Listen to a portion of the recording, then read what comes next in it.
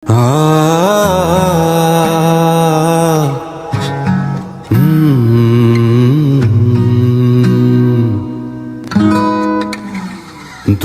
उड़ती है या तन्हाई,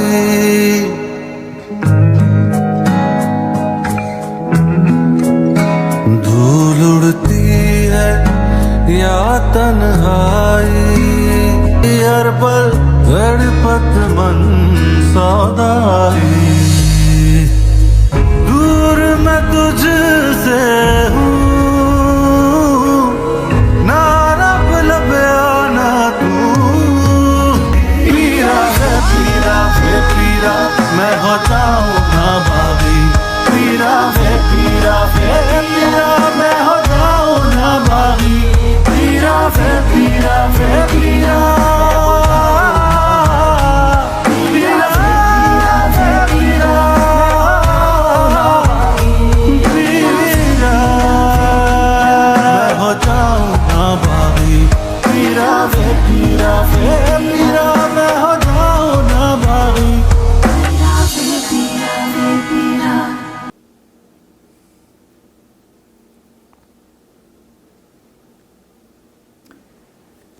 मैं काफ़ी फ्रस्ट्रेटेड हूँ as a Liverpool fan. Obviously I am frustrated because it's one of the worst ever transfer windows I have scene.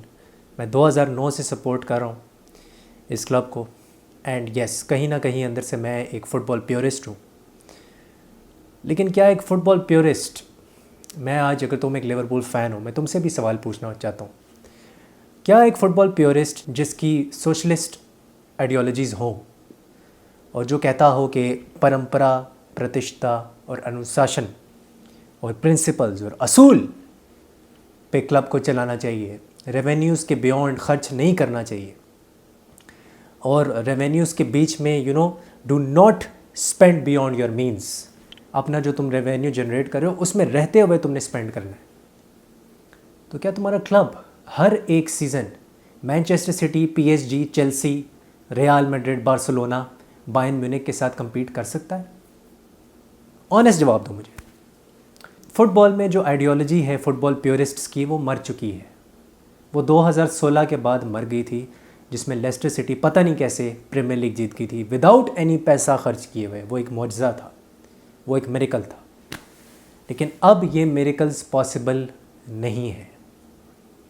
और अब as a football purist, as a romantic of football, तुम फुटबॉल की climate में ज़िंदा नहीं रह सकते। तुम्हारा क्लब 20 साल पीछे चला जाएगा अगर तुम स्टैंड स्टिल पे खड़े रहोगे और ऐसे प्लेयर्स को कॉन्ट्रैक्ट दोगे जो कि 37 साल के हैं। You can not survive, you can not compete for each and every trophy every year if you do not bring freshness to your squad and if you do not spend money. Kroenke की मिसाल देख लो। Steve क्रॉन्की इस वक्त अपनी जेब से पैसा दे रहा है। He has changed his investment model. वो अपनी इन्वेस्टमेंट का जो मॉडल है उसने चेंज किया है। पहले वो भी बड़ा कहता था कि मैं अपनी जो रेवेन्यू जनरेशन है, I will not spend beyond that, I will not spend beyond my means. अभी भी वो कोई बियॉन्ड अपने उसके स्पेंड नहीं कर रहे। लेकिन आर्सेनल का जो रेवेन्यू जनरेशन है वो 3 टाइम्स 4 टाइम्स इस वक्त लिवरपूल से कम है, जिसका दुनिया के अंदर 700 मिलियन का जो रेवेन्यू जनरेशन है वो तीसरे नंबर पे है, 3rd बेस्ट रेवेन्यू जनरेशन। और अभी भी हमारे पास अगर सारे ख़र्चे हमारे देख लिए जाएँ, ईच एंड एवरी जो हम एक्सपेंडिचर हमने किया है क्लब के ऊपर हमारे ओनर्स ने, हमारे पास बैंक में 30 मिलियन पाउंड बचा हुआ है। अकॉर्डिंग टू मो छत्रा, जो कि रेड एंड बॉर्न जो पॉडकास्ट है उसके ऊपर आए थे, और इस पॉडकास्ट के ऊपर फैब्रिजियो रोमानो भी आ चुके हैं। एंड मो छत्रा एक ऐसा बंदा है, फाइनेंशियल एक्सपर्ट है, जिसने ख़ुद लिवरपूल के साथ, जो कि फ़ुटबॉल का सबसे बड़ा इंस्टीट्यूट है, उसके साथ उसने काम किया हुआ है, उसमें रहते हुए काम किया हुआ है। And he knows the inside outs of the financial situation of Liverpool. सवाल मेरा ये है कि अगर तुम्हारे पास 30 मिलियन था अपेरेंटली अकॉर्डिंग टू मो छत्रा, तो वो तुमने 30 मिलियन एक ऐसे प्लेयर पे भी नहीं लगाने की जहमत की कि तुम उस पर लोन ले लो, तुम लोन डील कर लो। चेल्सी एंजो फर्नांडिस को साइन करने के लिए जाती है, एड़ी चोटी का जोर लगा देती है और 40 मिलियन पाउंड्स अब टॉप देती है और कहती है हम अगली 5 इंस्टॉलमेंट्स में या 6 इंस्टॉलमेंट्स में हम इसको अदा करेंगे। एक ज़माने में माइक एडवर्ड्स ये किया करता था। लिवरपूल की सोल उसी वक्त मर गई थी जिस वक्त माइक एडवर्ड्स हमारा क्लब छोड़ के गया था। आर्सेनल जॉर्जिनियो साइन कर लेता है और जॉर्जिनियो जो है वो मज़े मज़े से ऑब्वियसली चला जाता है बिकॉज ही नोज़ कि he can win the title. उनके पास अब एक प्लान बी आ चुका है जाका के लिए। डोहर्टी को बेच देती है। डोहर्टी अपना जो कॉन्ट्रैक्ट है वो टर्मिनेट कर देता है और फिर वो एटलेटिको मैड्रिड चला जाता है ट्रांसफ़र डेडलाइन डे पे। और स्पर्स जो है वो साइन कर लेती है पेड्रो पोरो को। सेबिट्ज़र को साइन कर लेती है मैनचेस्टर यूनाइटेड, वो भी लोन पे। अहमदाबाद के लिए एडी चोटी का जोर लगाती है बार्सिलोना, लेकिन कुछ हो नहीं पाता। और चेल्सी पागलों की तरह साइनिंग पे साइनिंग। उनका जो ओनर है वो टट्टी करने जाता है तो वो कॉल मिलाता है कि मुझे साइनिंग चाहिए। वो पेशाब करने जाता है वो कॉल मिलाता है मुझे साइनिंग चाहिए। मुझे कॉफ़ी पीनी है वो कॉल मिलाता है मुझे साइनिंग करनी है। मेरे को प्लेयर चाहिए और वो प्लेयर लेके आता है, भड़वागिरी दिखाता है। लेकिन नहीं, हमारा क्लब स्टैंड स्टिल पे खड़ा रहता है। हमारा क्लब देखता रहता है, तमाशा देखता रहता है हमारा क्लब, और ये देखता रहता है कि हमारा जो अगला डिजास्टर है वो कब आने वाला है, वो कब मुतवक्के है, व्हेन इट इज एक्सपेक्टेड। हम अपने फेलियर्स के जिम्मेदार खुद हैं क्योंकि हम अभी तक, हमारा जो क्लब है वो एक सोशलिस्ट मेंटेलिटी के अंदर जी रहा है, पुराने ज़माने के अंदर जी रहा है कि 1960 की वही रवायात को लेके तुम चल रहे हो कि भाई हमें तो एक सोशलिस्ट ओनर चाहिए। स्पिरिट ऑफ शैंकली, क्या बकवास करते हो तुम, क्या बकवास करते हो तुम कहते हो तुम्हें एक सोशलिस्ट ओनर चाहिए, तुम कहते हो तुम्हें एक लिवरपूल से का ताल्लुक रखने वाला ओनर चाहिए जिसकी जो बुनियादें हैं, परंपराएं हैं, प्रिंसिपल्स हैं, प्रतिष्ठा है, उसकी जो वैल्यूज हैं वो क्लब के साथ होनी चाहिए। तुम्हारे क्लब की वैल्यूज ही आउटडेटेड हो चुकी हैं। सच्चाई ये है, this is the reality. Our values are now outdated and the spirit of Shankly does not in any means synchronize with the ideology of Liverpool fans। और वो फैंस जो रात के 3-3 बजे तक इस क्लब को सपोर्ट करते हैं, वो फैंस जो कि LFC टीवी की सब्सक्रिप्शन लेके बैठे हुए हैं सिर्फ इसलिए ताकि वो लिवरपूल की शिट फुटबॉल देख सकें, और वो फैंस जो कि लोकल फैंस है, जो कि अपने आप को सो कॉल्ड लोकल फैंस कहते हैं, 100 मिलियन पाउंड्स का वो टिकट देते हैं इस वक्त, लेकिन उनके अंदर कोई एहसास का मादा नहीं है कि वो किसी तरह प्रोटेस्ट करें FSG के खिलाफ और आउट एंड आउट प्रोटेस्ट करें। मुझे नहीं नजर आ रहा कोई प्रोटेस्ट, ट्विटर पे प्रोटेस्ट नजर आ रहे हैं। द लोकल फैंस, उनके लिए, उनको नहीं समझ आ रही अभी भी, वो अभी भी अपने बबल में जी रहे हैं कि भाई पैसा फेंक तमाशा देख का एरा है ये, पैसा फेंक तमाशा देख का एरा है ये। कब समझ आएगी तुम लोगों को? कब तक तुम इस बकवास में और इस झूठी जो है फॉल्स चीजों के अंदर लगे रहोगे कि भाई हमारे तो क्लब की वैल्यूज, पैशन, लॉयल्टी है, हमारा तो क्लब जो है वो बियॉन्ड मीन्स खर्च करेगा तो हम तो मर जाएंगे, ये तो हमारी प्रतिष्ठा, हमारी तो ट्रेडिशन जो है वो मर जाएगी। ट्रेडिशन गई भाड़ में, ट्रॉफीज चाहिए और ट्रॉफीज के लिए पैसा फेंकना जरूरी है क्योंकि यूरोपियन सुपर लीग गली के नुक्कड़ पे खड़ी हुई है 2024 में। कोई नहीं रोक सकता उसको, अब कोई नहीं रोक सकता उसको होने से। It is going to happen and Liverpool 20 साल पीछे चली जाएगी। We will go 20 years back if we stand still now. These are the dark days of Liverpool. अगर अब भी FSG को ये समझ ना आई कि उनका ये क्लब बेचना कितना ज़रूरी है और वो अभी भी इस पे अड़े रहे कि वो 70% राइट्स अपने पास रखना चाहते हैं, तो फिर इस क्लब के साथ वही होगा जो हिक्स एंड गिलेट के टाइम पे हुआ था।